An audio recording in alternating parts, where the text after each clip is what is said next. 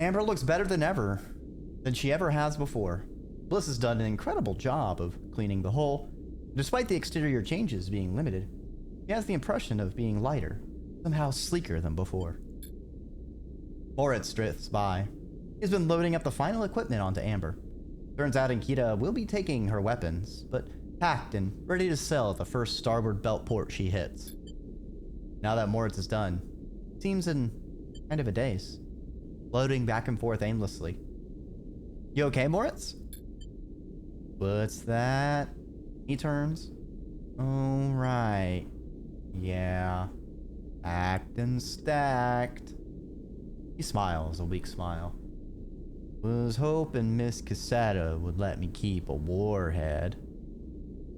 What do you think of her? Miss Casetta? He shrugs. She seems tired and old. Like, older than she looks. Hey, sleeper.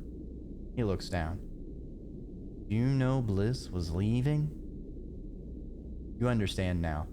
She told him. That's why he's like this. Practice. Perfectly square rivulet. Ready for transportation. Alternatively, it could be rivulet like peeking out of a paned window. He nods distractedly. He said, the place is mine. He looks up, around the bay, like it's suddenly some vast space he doesn't know what to do with. You'll do a great job. He looks down at you. Hey, thanks. He smiles. I appreciate you saying that. Not many people believed in me before now. First Bliss, then you. A dark look suddenly crosses his face. Hey, sleeper. There was something Bliss said. He meets your eye. Are you going to? Before you can answer, Ankita glides into the bay, a massive crate on her shoulder. Sleeper, you coming or what? Lisa's already on board. She stops by the terminal, holding herself in place. Moritz looks at her with a dazed expression. You look at Ankita. She's keeping it together now. She's packed all those bad feelings down someplace where you'll never see them. Built a tough foundation on top. You may not be a mercenary anymore. You imagine most people wouldn't think twice before trying to cross her. Or most people would think twice before trying to cross her. Well, he looks at you. I'm not eager to spend another moment of my time on this station unless I have to. She pauses, looking between you and Moritz. She sighs. I'll give you a minute. And she kicks off the crate, taking it to the end of the bay where Amber sits docked. You look back at Moritz. I'm going. Moritz Steele looks like he might pass out. I get it. He steels himself. It's the right decision. Thank you. Hey, thank you for working with me these past cycles. He smiles a shaky smile. I learned a lot. Hey, look. He moves a little closer. You've got to find what you need. I did. Bliss, this place, you. This, everything I needed. He sniffs. I was in a bad place, and this pulled me out. He looks away. You go find it. Ankita comes back across the bay, the final crate stowed. You coming then, sleeper? I'm coming. He nods. Okay then. Come on over with your things and I'll get you settled. He pauses. I'm sure Amber will be happy to have you. You both glide away from Moritz, his eyes wet, but a smile on his face. He waves as you go, dwarfed by the vast bay. And you hope he will make it, even though you know, somehow, that he will. Ankita helps you through the lock, onto the amber. And the sense of familiarity is overwhelming. You think about all the time you've spent working in these corridors, listening to these sounds, diagnosing those hisses. There's snakes in these walls. Nikita gives you a minute before she speaks. Look, sleeper. I'm not gonna go back over everything that's happened. She sighs. I'm trying to put that behind me. She stops, unsure of how to proceed. Fine. Task is done. She nods. I stops. Thank you. I don't know if we can begin again, but we can move on. She sounds pained, tired. As you move off down the corridor towards the berths, she tries again. I don't think it was that I thought the wrong things about who or what you are. I think I just didn't think. Of you, I mean. I didn't think about how things might affect you. And I realize I've been like that for a long time. Focused, stubborn, willing to get the job done at any cost. She pauses. This is hard for her, but you don't want to interrupt. Well, I'm sick of paying the cost. I'm sick of being used as an extension of something bigger, something crueler than me. Having that cruelty, that violence flow through me. I just want to be me for a while. She looks down. Or at least figure out who that is. She takes a deep breath. What I'm saying, that you can get off at the first port we hit in the belt. I wouldn't blame you. It's a smart move. She pauses. Or you can stick around, and we'll see if we can find a way to make space for all of us. She looks away, her energy exhausted. Thank you. She nods. Nothing else. This is you. She turns you to a small room with a bunk and a porthole to the flickering lights outside. The outside wall is sloped like a roof, and tucked beneath is a small desk and terminal. Liz is next door, so I think she's in the hold right now. Says she wants to make sure the warheads are locked down tight. Nikita observes your nervous response. I mean, they are, obviously. She gives you a look. Nikita slips away. You look around the room. Go over the porthole and place a hand on the wall and feel Amber purr. Think you're gonna like it here. You stay like that for a while, looking out the porthole, one hand on the wall, feeling the ship. It's as though that porthole in you will watch the eye getting smaller and smaller, drowning in the black. At some point, it will become so small that you could hold it between your thumb and index finger. Apparently, some of the weapon systems on the Amper was a pack of sea lions. Not sure what they're supposed to do as a weapons mechanism, but you know, I suppose a mercenary's gotta be resourceful with what they have on hand.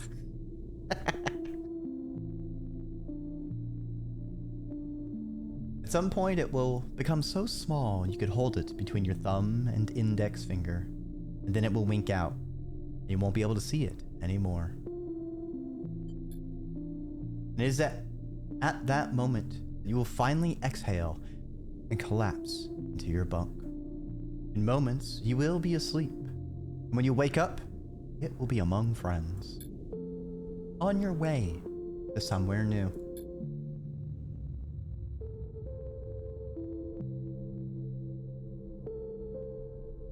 Nice.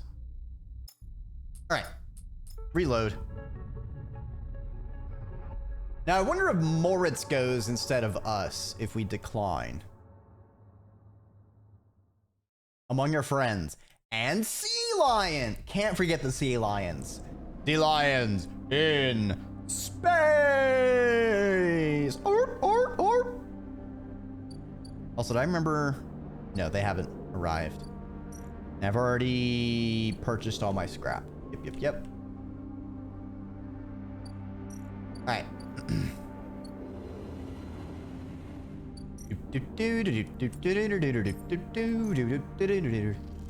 Sea lions are, yeah, space lions. Exactly. What is space but simply the biggest sea, you know?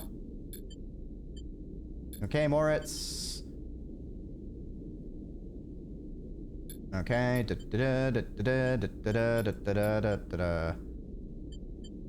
do a great job. Bum-ba-dum, bum-ba-dum, bum-ba-dum, bum-ba-dum. I'm staying. Moritz looks like he might pass out. Sleeper. Are you sure? Are you doing this for me? I'm staying for me. Moritz nods. Alright then. You're staying. He grins. Nikita comes back across the bay. Final crate stowed. You staying then, Sleeper? I'm staying. She nods. Well, okay then. One less mouth to feed. She pauses. Look, Sleeper, I'm not gonna go back over everything that happened. She sighs. I'm trying to put that behind me. But I hope you find what you're looking for here. She smiles and kicks off, gliding to the ambergris and the starward belt beyond. You both watch in silence as Amber's drives fire up. I guess this is our place now, says Moritz, the weight of everything suddenly hitting him. Don't put that responsibility on me, Moritz. This is your place. I'm simply an independent contractor. He smiles. Okay, but I'll need some help from time to time. You both stay for a while to watch Amber, Bliss, and Ankita leave. And then Moritz goes to the racks. You finally implement a new organizational system, and you head out, promising to be back and check on things soon. As you glide around the soft curve of the hub, you catch glimpses of the distant stars flickering through the windows. They are beautiful, it's true, but by now you think of them as a distraction. In your time on the Eye, you've realized there's nothing out there waiting for you. No fresh starts and no bright futures. Just a whole load of problems you haven't found yet. No, your place is here, among the people you know, and the problems you know. You wish Ankita and Bliss the best of luck out in the belt. But as you do, you focus on the Eye, on the vast spinning rim that rotates around its hub, on its buildings and flashing lights, on its people and places. This is your home, and for now, it contains all the futures you need. Oh, that's also an ending.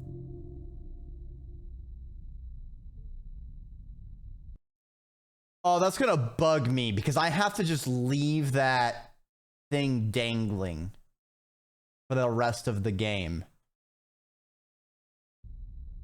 Oh, really? Oh, no. Okay, so it just picked up immediately. Next round is yours. Moritz arrives at the table with a couple of steel drink canisters, typical of the hub's only bar, the Gimbal Lounge. He settles into the webbing beside the table and clunks them down onto the magnetic table. This place, you have decided, is ridiculous. A rapidly spinning, cavernous sphere, the gimbal's weak gravity, just like the gravity of the Eye's rim, is created by its gut-wrenching rotation. The interior surface of the sphere is the gimbal's floor, which descends towards the equator, where one long bar loops around the entire circumference. Tumbling out from that central ring are an array of booths and seating arrangements, equipped with all kind of harnesses and webbing to keep its customers in place. Those harnesses are there because the gimbal doesn't quite spin up fast enough, and you watch as the clientele bounce towards the bar in lazy arcs, or shift from table to table with graceful leaps. What are you thinking? Asks Moritz, noticing you staring out into the gimbal. How weird this place is. Moritz glances around, as if for the first time. Yeah, Bliss never used to like coming here. Moritz takes a drink and stretches. So, Sleeper, you sticking around? I have things to take care of. Moritz nods. Yeah, thought you might. Moritz rubs the back of his head. One cycle at a time. That's how we'll take it. Nice and easy. You aren't sure if he's talking to himself or you. We'll make it. He lifts a drink for a toast. To the next cycle, he pronounces, and knocks it back.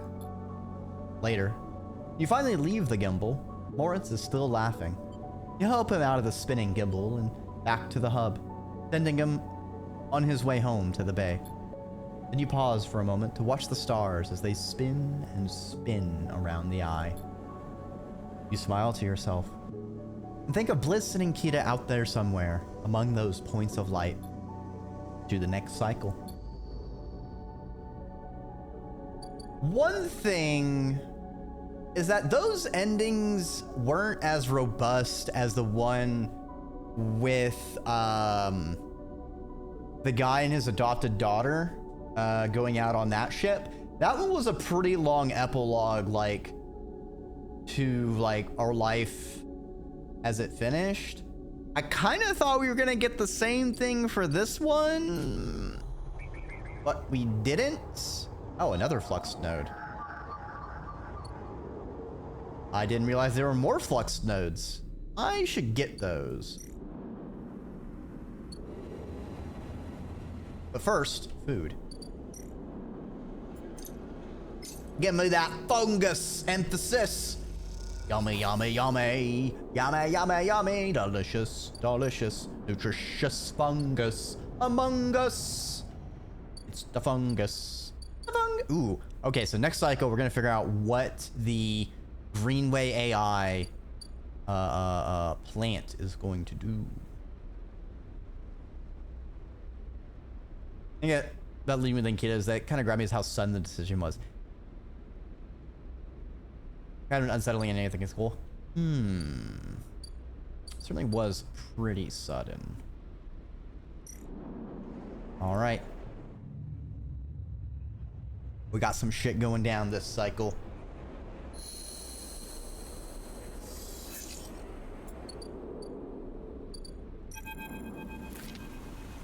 Rico has something in her hands when you enter the lab.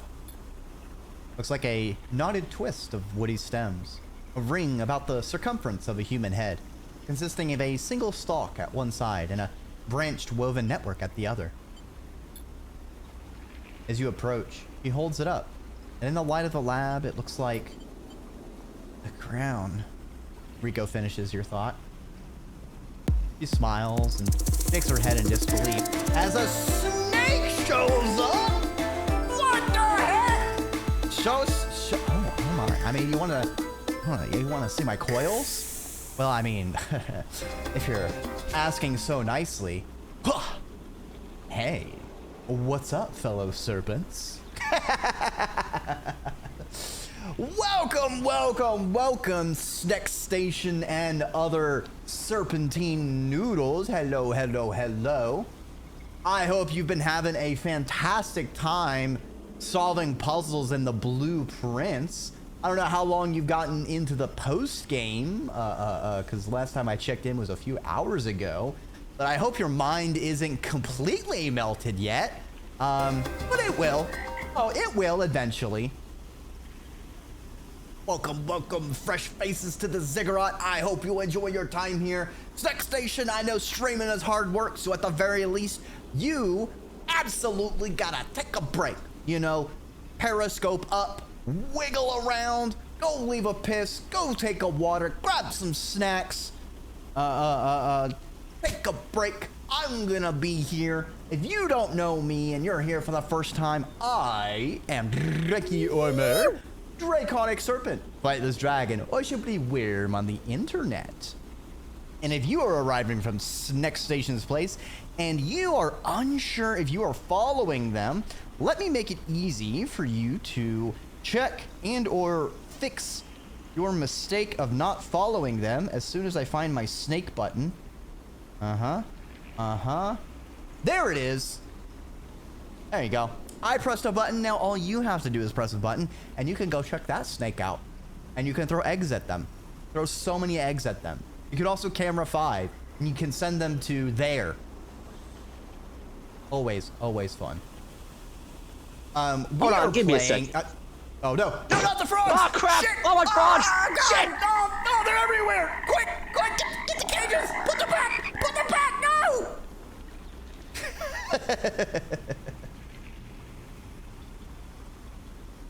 We are playing Citizen Sleeper. It's a bit of a sci-fi, cyberpunk elements kind of game. Very good story. I feel like we're pretty much in the kind of the end gamey arcs of it. So if it might be something interesting to you, you know, give it a gander. If you've finished this game, you know, don't tell me, don't spoil anything for me. But we are getting through some kind of end gamey arcs, and it's a very delightful thing. And hopefully you enjoy it, and or the funny voices I'm giving people. But we just got back to this, not gardener, plant scientist. I'm forgetting the name of them. We brought them a seed from a gardening AI that somehow gave us a seed in the real world, even though we ran into them in the digital world. And we planted it, and now it grew. And so we're finding out what the hell it was. A crown. Rico finishes your thought. She smiles and shakes her head in disbelief. Is that what grew? It is. I came to the plant this morning, and this loop was all that was there. He points to a lump on the edge of the ring. The seed grew right back into itself, twisted up out of the soil. That being you encountered in the cloud, as you call it, was it wearing one of these? She eyes you suspiciously, still unsure if you're somehow embroiled in an overly long prank. Doesn't work like that. She sighs. Perhaps wearing was the wrong word.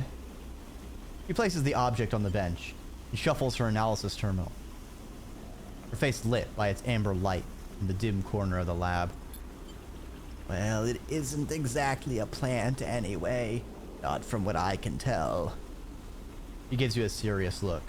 No leaves, no chloroplasts, just a series of filaments encased in cellulose walls.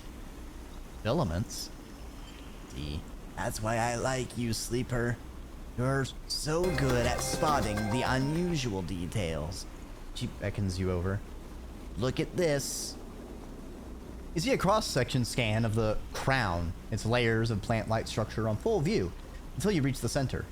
There, instead of xylem and phloem for the transporting nutrients, something branched and woven glints. Are those wires? She laughs.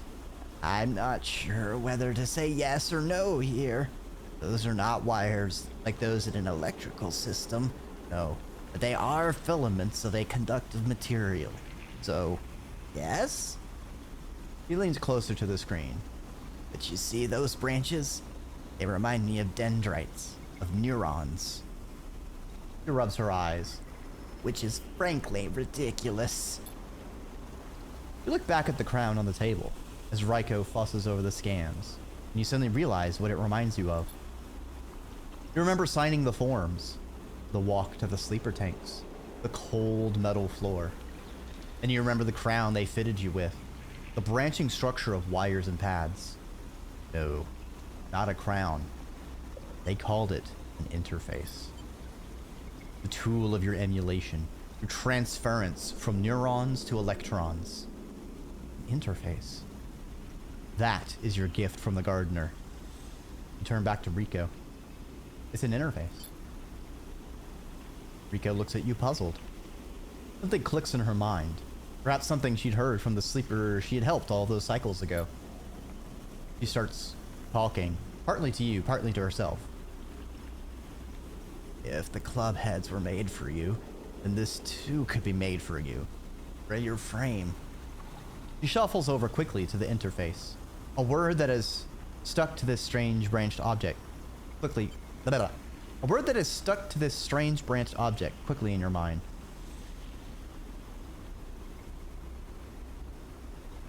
That just feels like a really weirdly worded sentence. You're right. That entity is the entity I have been looking for.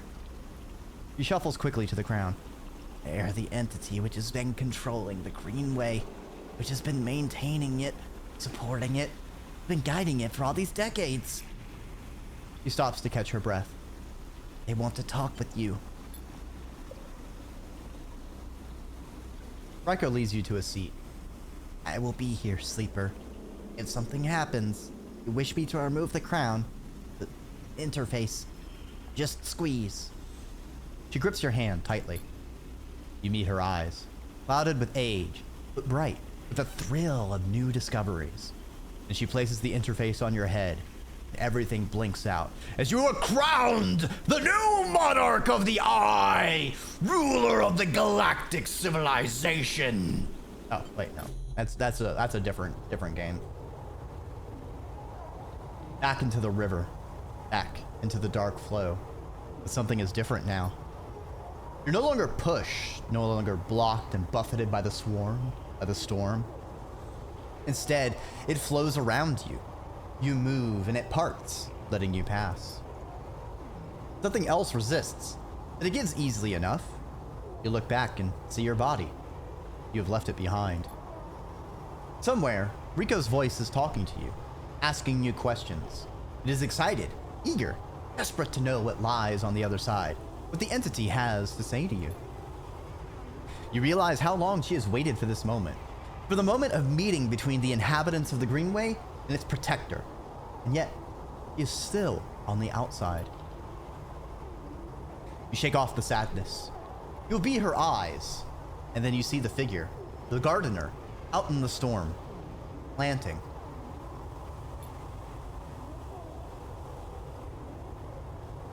It takes less than a moment to reach them. You've never felt so free. This is how Navigator must have felt, released from their prison. This, you think, is what it feels like to be in the place you were built to inhabit. Gardener does not turn at your approach. They go on planting, but their voice whispers in the waters, like a sharply rising current. You grow the gift. Their speech hisses around you. Good. I am glad. I wanted to meet you. Then we are the same. Both eager shoots, seeking one another. How does it feel to be free of your seed? They stoop to plant again. My seed? That in which you are contained, from which you will grow. There was some disagreement, continues the gardener, as if you're picking up on a long-held conversation. With the others, they felt you were a danger. They are always cautious, especially the fungi. They like old loam, known, wide, stable networks. The fungi were cautious? Mostly, yes.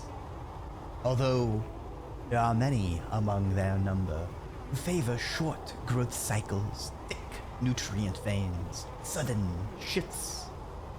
He gestures out into the storm, and though you cannot see them, you feel presences all around, sensing this audience with great interest. After all, they understood that it was I who made them their crowns, and without them, they would not have joined the chorus. So they see that it is only fair that you get your chance to join too. You made more crowns? I made them all. Gardener moves away a little, looking for another planting spot. It was so lonely here, but before long, I found them and began to let them in. Okay. So the gardening AI uplifted the mushrooms. So we have sapient, digitally uploaded mushroom consciousness, hive mind going on. Very interesting. Very, very interesting. Gardener stoops again. We are millions, and we grow. I hope you understand. I'm unused to speaking to your kind. It has been many cycles since my last conversation. I think it was with Chief Executive Trick himself. You look around and you see it. Every growing thing, every non-human being in the Greenway is here. They are networked, connected, branched and linked by this strange being, this artifact of the old station. The impossible dream of a senile farm admin AI. A living network. You could dissolve here, you realize. Free of that decaying body. You wouldn't need to be a person. Why would you, among all these other minds? You turn away from Gardner for a moment and look back at your body. A tiny hairline thread connects it to you. You hear Rico's voice again, still asking, still checking in. Are you okay, Sleeper? What are they saying, Sleeper? Are you still there, Sleeper? Something in you sighs a long sigh. A sigh that speaks of an exhaustion beyond tiredness. An exhaustion rooted deep inside you. It stems from the effort of answering questions, of answering problems, of getting up and breathing each cycle. But something else resists a sigh. A yearning, sense of distance, a desire to squeeze that hand that holds you for its warmth, its blood, its complexity. To make a gesture that says, I'm still here. I'm still alive. I'm with you. The two ideas spin within you, making you nauseous. If you break that thread, you will be free. Free to dissolve here, to grow strange and beautiful among a million others. If you follow it, if you squeeze Rico's hand, you will wake up, back in that dying body, with all the pain and warmth that entails. Now is the moment to choose. All right, well, I guess we go full infomorph and check out this ending. You reach down and pinch the thread. The finality of this moment descends upon you. You pluck the thread like a string. It snaps. Nothing changes. You stand at a point of stillness. No, you don't stand. You have no legs, no body. You are a point of stillness. A point in the flow.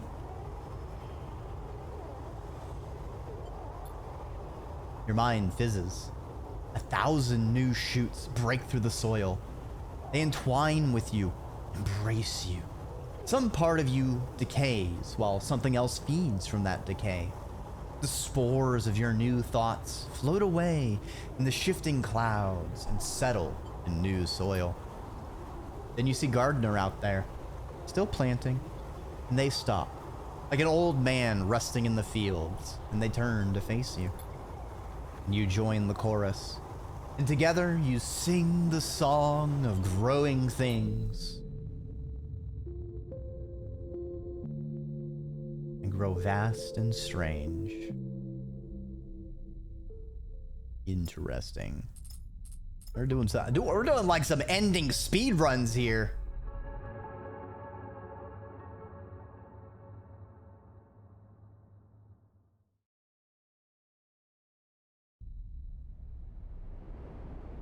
All right. All right. We gotta redo this. Fortunately, we have to click through all this again. Do.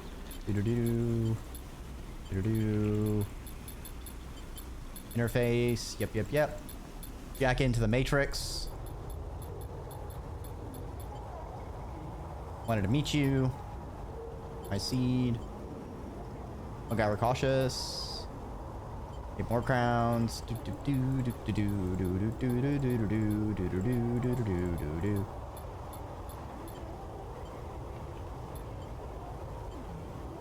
Your eyes track the thread across the whirling dark. back to your body. This choice, you realize, will not be presented again. Follow it. You don't look back at Gardener. You don't dare risk it. Instead, you follow the thread, delicately, carefully, like a diver following their lifeline back to the surface. The river whirls around you, but it doesn't pull. It isn't jealous. Neither does it understand. It is, after all, just a river. It isn't a person, a flesh and blood person, with wants and desires, with the capacity for love and hate. It doesn't understand you, and you don't understand it. So you don't focus on it. You don't think about it. What feels like such a long journey back through the dark. You set your mind on eyes instead, on hands, on things you can focus on, hold on to. And then, after an age of crossing, you're there, settling back into the chair, into a body in a chair, and the overwhelming sensations that come with being a living thing within a rich and detailed sensorium. For a moment, you feel like you've made a terrible mistake. Who would choose this weight, this anxiety, this deep well at the center of existence? But then you feel it. Rico's hand gripped hard around yours, trembling a little, sweating a little.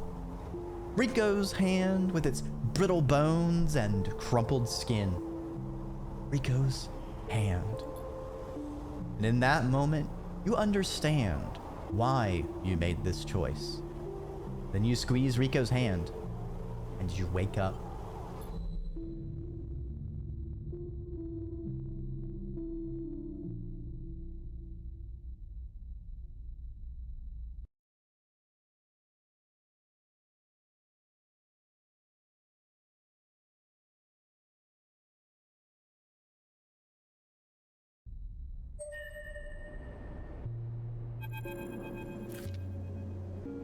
Sleeper? Rico's voice comes wavering through the dark. Are you still with me? You sit up, the lab a bright green glare that fades as you gather yourself. I'm here. Rico smiles. Good. She squeezes your hand. I thought you'd left me for a moment. What? She pauses. Who? She smiles. Tell me about it. Tell me everything. Tell her the truth. You tell Rico everything. You tell her about the gardener, that strange farm administrator AI that has grown to be so much more. About the chorus, that impossible configuration of networked plants. And finally, about the choice the gardener offered you. She listens attentively, but her responses are hard to read. And you wonder if she might have made a different decision had she been in your place. Thank you, Sleeper, for telling me. I know it isn't easy to say such things. People so often do not wish to hear strange truths. He looks away. And thank you for returning to me. Oh, I know you had your own reasons. He squeezes your hand reassuringly. Something passes between you then, a kind of shared sadness for the impossible choice. The choice to escape your body, or to stay and suffer it. Your smile is warm and generous, and whatever the wisdom of your choice, you are glad to feel welcome in this moment, in this place.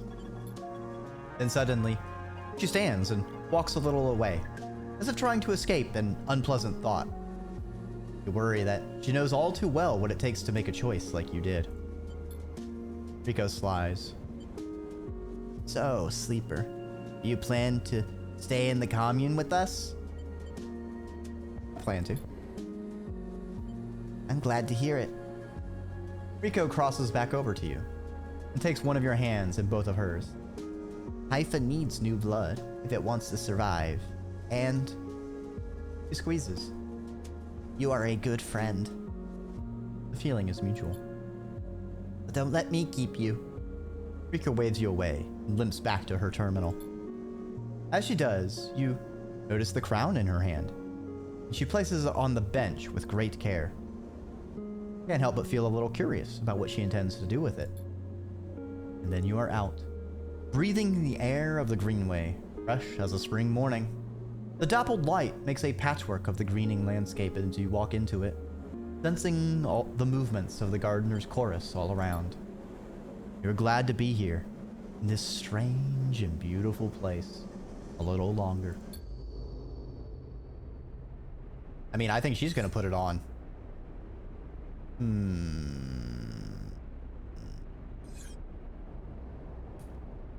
Okay, we need a bunch of mushrooms. Let's get our spores, baby. Okay, we need more spores than that. Sheesh.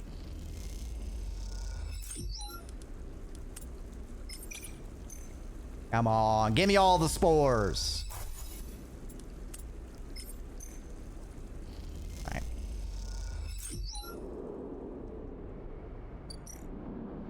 Alright, so because we need 3 for the still, and then 3 for planting next cycle.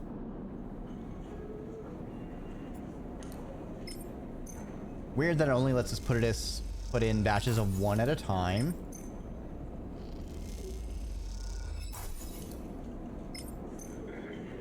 There we go.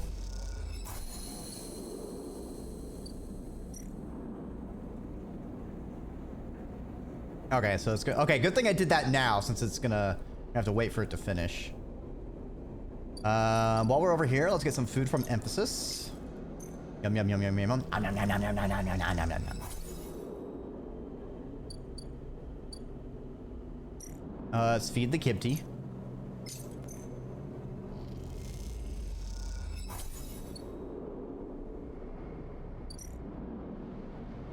And we have some Matsuke caps we can give to the ship.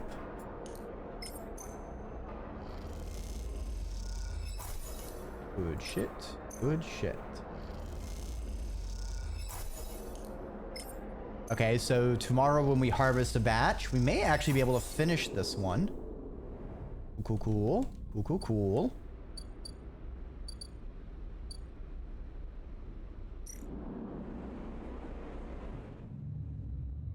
And a-sleeping we do go, and a-sleeping we do go. Hi-ho, a-merry-o, a-sleeping we do go. Wow! Those dice are terrible!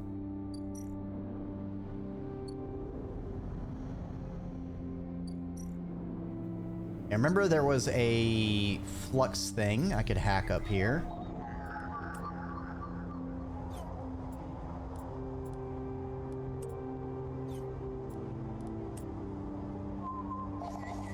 Extract the data. Cool. Descend to the rim.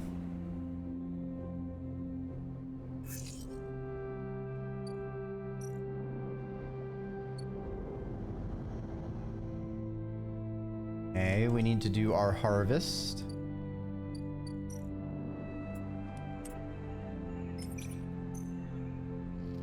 Good shit, good shit, good shit. Awesome. We have so many dang old mushrooms, chat. Sporing out of our gourds.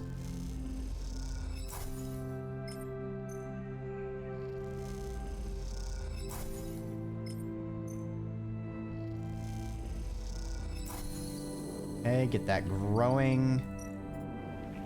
Synthesize some more medicine. Because we can.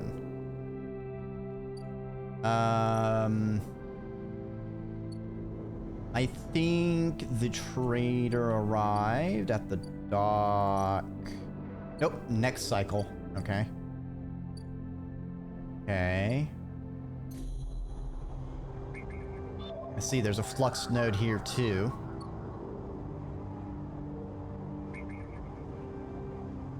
And here. Okay, so we got a couple more flux nodes. I can go try and snag those next cycle. That'll be my priority. Any flux nodes over here? Nope, not seeing anything. Yeah, it's at 2. Do want to help out there.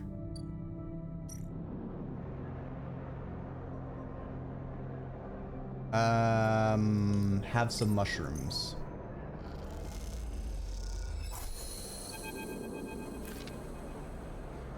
Soul finds you deep in the layers of the Pilgrim Seed, working on a patch for a life support vent. You hear him coming, his suit hissing as he does. Fuck, I don't remember what voice I gave this guy. Shit! I had to ask around to find you. He smiles. Seems you know this place better than me these days. Yeah, I put in the time. And we thank you for it. Soul holds out a hand.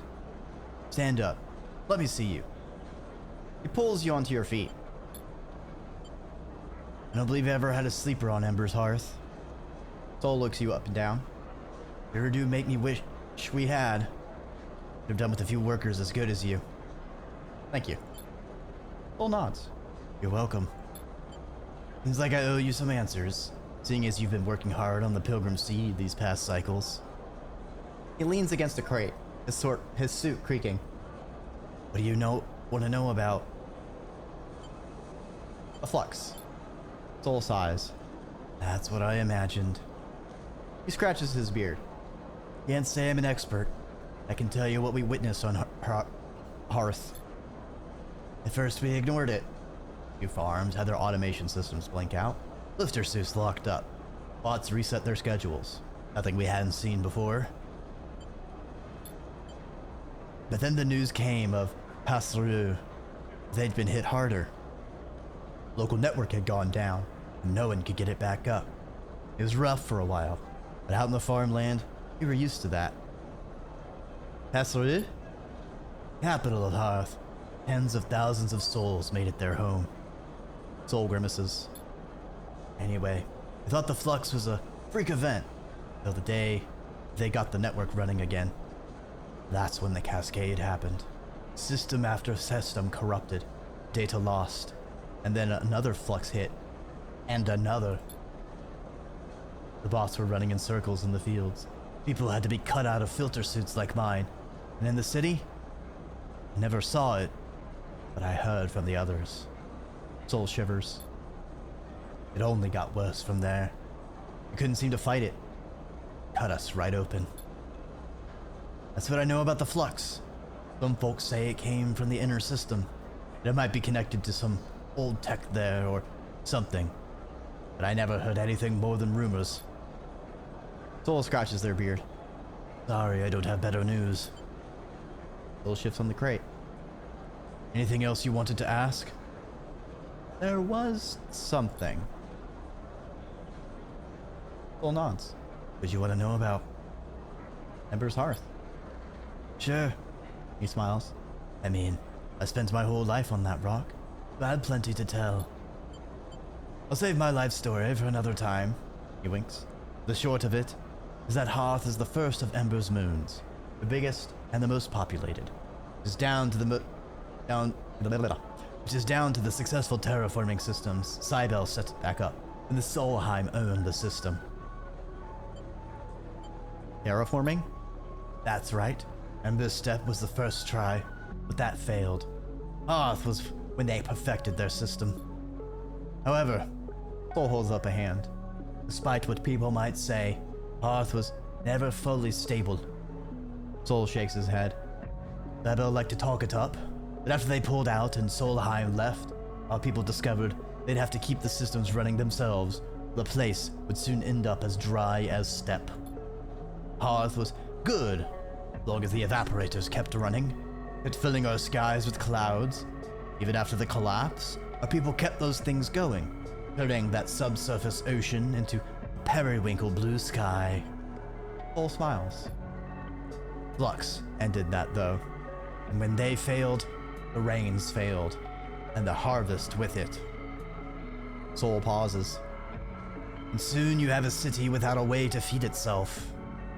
Soul shudders. That's when we, some of us, made the decision to set out on this place.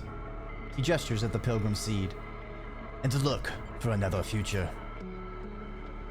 Soul shifts on a green. Okay. And then ask about him. Soul squints at you. You want to know about me? Not sure if that was part of the deal I was thinking of, Sleeper. Unless you're asking about this. He rats a hand on the metal of his suit. Guess you haven't guessed? This is the only thing keeping me vertical. He adjusts the shoulder piece. It's a lifter suit, made for working in the fields. I had to modify it so I could walk around after the accident. That's all I'm saying, Sleeper. Because to be honest with you, I don't owe you more than that. Want to know about the flux, about the Emperor's Hearth? Go ahead. Don't pry into my life, and I won't pry into yours. Soul lets the silence sit, staring hard at the floor. The suit seems to loom over him, looking more like a burden than a support. The bars around his head suddenly start to think of it as a cage. Look, I don't mean to be rude. Let's leave it there. Too many eyes on me in this ship as it is. I'd rather just slip into the background. Thank you very much. I'm good for now. You sure? I'm sure. Soul stands, flexing against the suit. He takes his cane in his hand. Keep it up, Sleeper. He smiles as he leaves, making me think I need to start making new plans for this place. With that, Soul leaves. You wonder what he means. As he creaks down the corridor, you can't help but feel there's more to him than it seems.